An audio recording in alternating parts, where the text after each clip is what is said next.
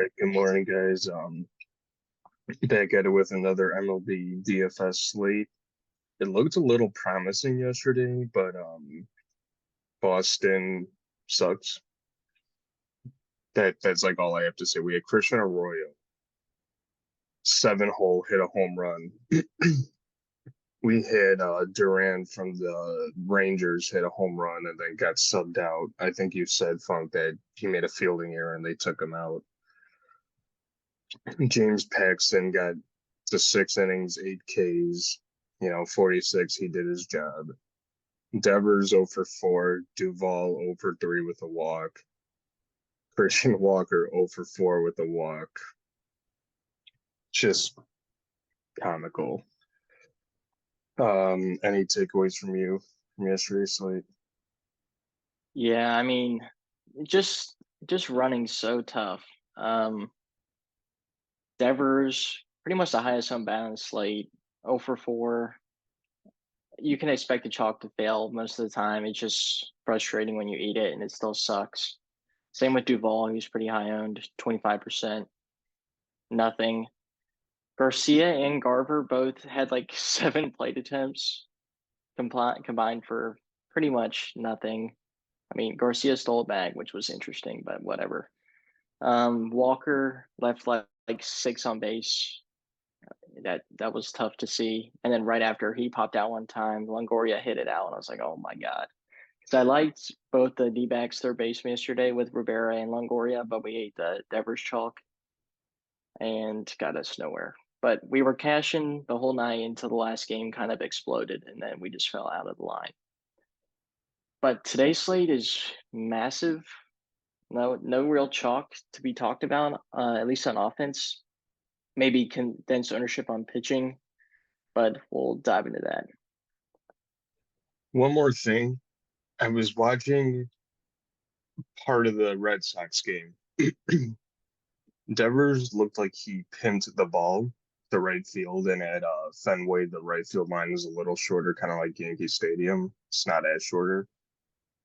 Warning track fly out. Like, I mean, he like just barely got under it, but he's like looking at it like he hit a home run. So I thought, oh, nice, he hit a home run, good, and then just flies out.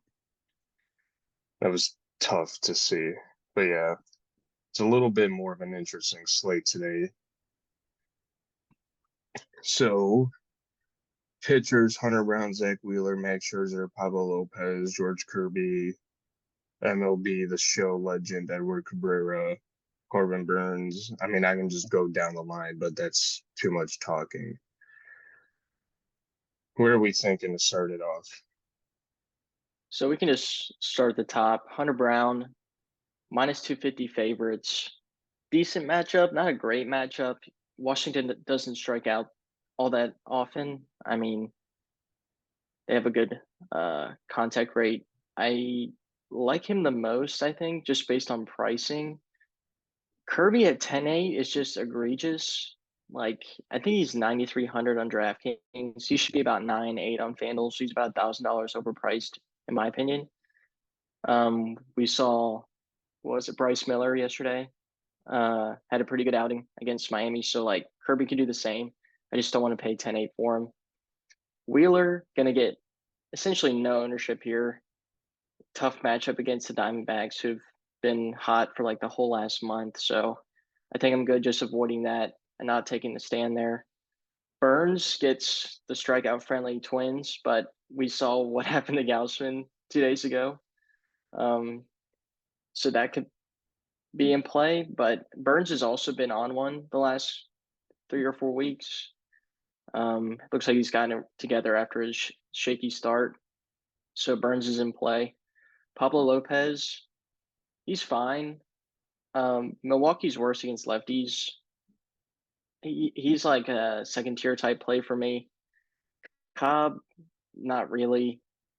Bassett still feels a little overpriced, but he also has had like a crazy long leash. He's either, if he's not getting rocked in the first couple innings, he's going 7 or 8 innings.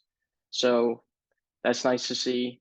Scherzer, you can probably see him going out and just like trying to dominate the Yankees, It's a good rivalry game, but he's probably a second tier play for me as well.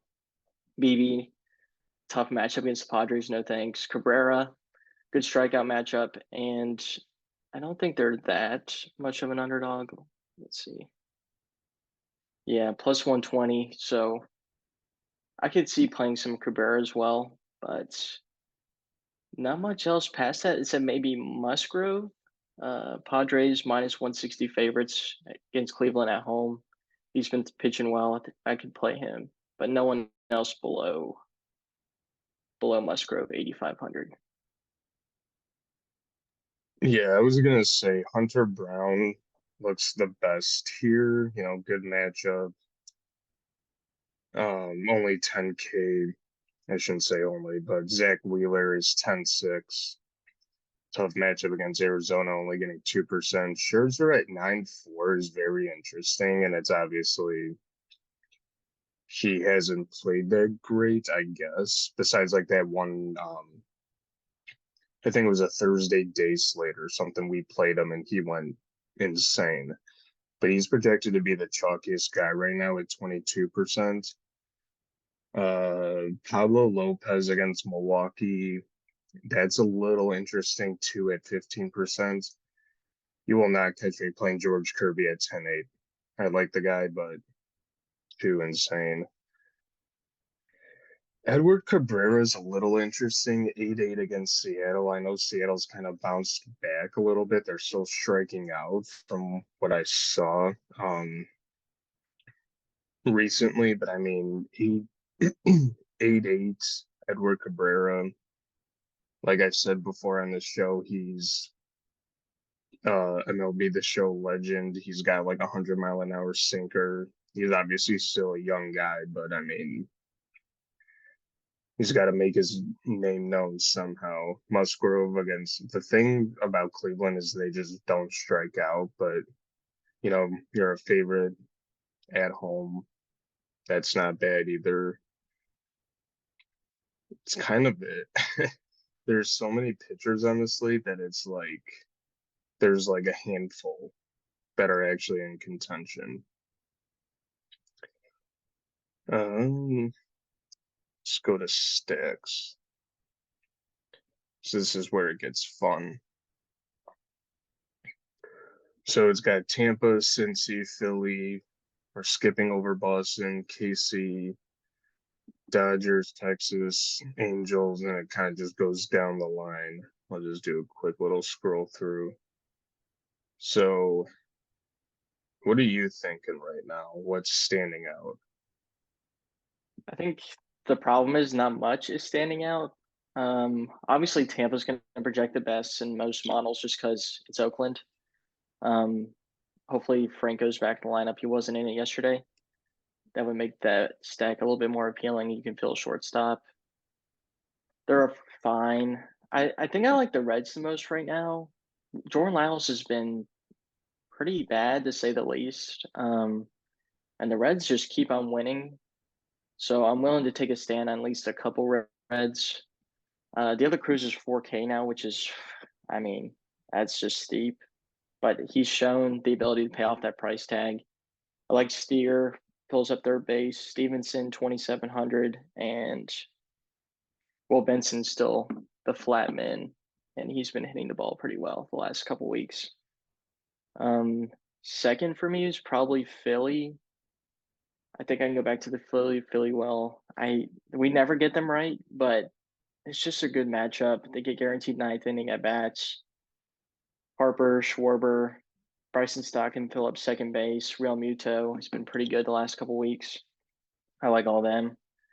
You can play Boston again. We probably won't just because they tilted us yesterday, but like I'm not going to talk you off of them. They're playing Colorado and Chase Anderson, so it's whatever. Texas again, sure. I mean, you can play Texas pretty much on every slate. They just have the offense to do it. It's hard to afford them. So if you're going to play them, you're likely not playing like the Rays or Philly with them. Going to be a cheap minis to fill that up. KC on the other side of the Cincy game is pretty interesting. Brandon Williams is meh, and Salvador Perez and the power guys have hit the ball well, so I could play some Perez or like Bobby Witt. Toronto is projecting pretty well in ballpark, pal. Matt Chapman projects pretty well for home runs, so maybe a Toronto mini with him and Springer or something. And then Houston, I mean, it's just Houston. They're playing Patrick Corbin, so whatever there. And then lastly, I mean, the Dodgers against Lance Lynn. It's a smash spot, but again, price tags varying. It's very hard to fit them. Yeah, it's an interesting slate because I know I've said this before. It's weird to see Houston not at the top of the leaderboard, but I mean, you alluded to it, and I totally forgot, if I'm being honest, that Jordan Alvarez is on the IL. But there are definitely some spots that you can get to be very different. You know what? I'm just going to show it again, just to. So what I mean by that is like, you know, going down the line is kind of like where the chalk will be. So like Tampa should be very chalk against like Oakland. On a normal day, kind of like yesterday, it should be. But I mean, you got Toronto against Dean Kremer, and they're over here, and Kremer is known to just it's like a home run derby, knock on wood, but it's just batting practice. You got Houston, obviously, without Jordan Alvarez playing against Patrick Corbin, and they're kind of all the way down here. And obviously, Tampa, Cincy, Philly, they have good matchups against crappy pitchers, even Boston, KC, and the Dodgers. But it's also, you can find San Fran is a little interesting. Jack Flaherty's been okay recently, so I don't really like him. Pittsburgh against Tyone, like, you can definitely get a little different over here. I don't even mind Boston or Baltimore that much, but I mean, Chris Bassett's hit or miss. He'll get you like 5 to 1 game, and then the next game he's like lights out. But yeah, you can definitely get a little different in this area here, going Toronto, Houston, Pittsburgh, maybe even the Cubs. But the interesting thing about this slate is top stack percentage. They're all like very close together, and even with the stack score, they're pretty close together. So you can definitely get a little difference if you go down over here, but it's kind of this is the type of slate I'd say that you can take a shot at some of these guys and you'll be fine because it's such a huge slate. Like, look at all these teams playing. Um, Toronto, Houston look good. Pittsburgh against Tyone should be good. Obviously you got Tampa, since he's just super expensive, but I mean, you can definitely get to them. Philly against Zach Davies should be good. Texas, Angels. That's kind of it. There's just so many options here today that it's going to be hard to choose what you want to do. You want to do home runs first? You're muted. My bad. Yeah, I got mine. All right, go ahead. So first, I'm gonna go Alex Bregman from Houston. Then I'm gonna go typical Mookie Betts. I swear I could say him like a couple times a week. And then Brian Reynolds from Pittsburgh. I'm gonna go Freddie Freeman, Luis Robert, and Vladdy Guerrero. He's so due, it's unbelievable. All right, let's get into lineup generator. All right, day whatever. MLB DFS lineup generator. You want to do all? Just Sure. because of how big this slate is. I mean, balance should be fine. You want to just put in Brown?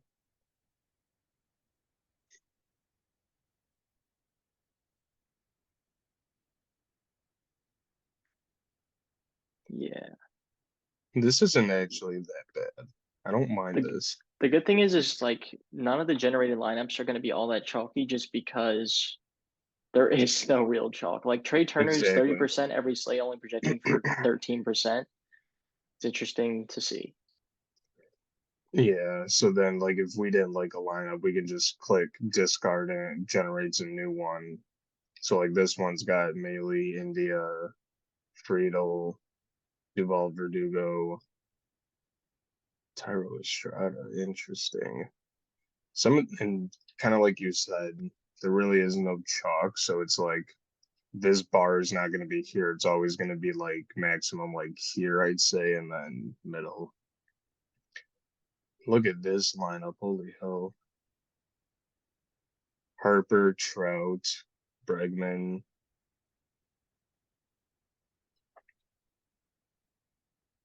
4-3-1. Yep. But yeah, so let's say we wanted to just. So obviously we have 100% Hunter Brown. Next highest guy we got was Perez. You can kind of just scroll through the line. So kind of likes KC, Philly, Astros. And then you can, scroll through the lineups, see it holds up to 20, which is good. And then you can get it to a CSV and just update it through there. So while we're here, Pick'em Pro. So if you played at all on Prize Picks during the NBA playoffs and made like any entry, you got a free 6-legger. I'm gonna post one today. Isn't the hockey game on tonight? I think so. We might do this Reinhardt over shot on goals. I think he's hit that the last like 3 games. But yeah, this is what it's got right now. I don't know if I really like the Zach Davies over strikeout line, but we might just do that anyway. Hunter Brown, I kind of like. I don't really know this Berea guy, but you can just scroll through the line. So I have this ranked by win percentage. You just scroll down. Dela Cruz. Oh, that's the wrong one. The less talented Dela Cruz is projected for 6.9. There's just, hitter, fantasy score, all that. Oh, here's Ellie. Projected for 9.3, but his line's at 9.5. I think that's a little steep, but he's also playing KC. Arias has been hot. Dude never strikes out. So, I mean, you can just scroll through the line. Like, there's 176 props. You can go all the way here to Max Scherzer. There's just all that going on. So, definitely worth trying out. I'll put it in the description. I'm going to be posting it on the Twitter, the free 6-legger. I think we're due. At least I think. Wrap us up. Any final thoughts? Anything we missed? No, I don't think we missed much, but just a massive slate. Nothing really standing out above the rest right now. Even at pitching, like it's pretty condensed to like maybe 4 or 5 guys, but between those guys, it's pretty tough to choose. So I guess you just have to see where builds take you. The first build I landed on was Reds Philly and then Hunter Brown. So maybe we'll stick with that. Maybe we'll switch, but check out our lineup about 10 minutes before lock and check out Stochastics tools in our description and like and subscribe if you haven't already.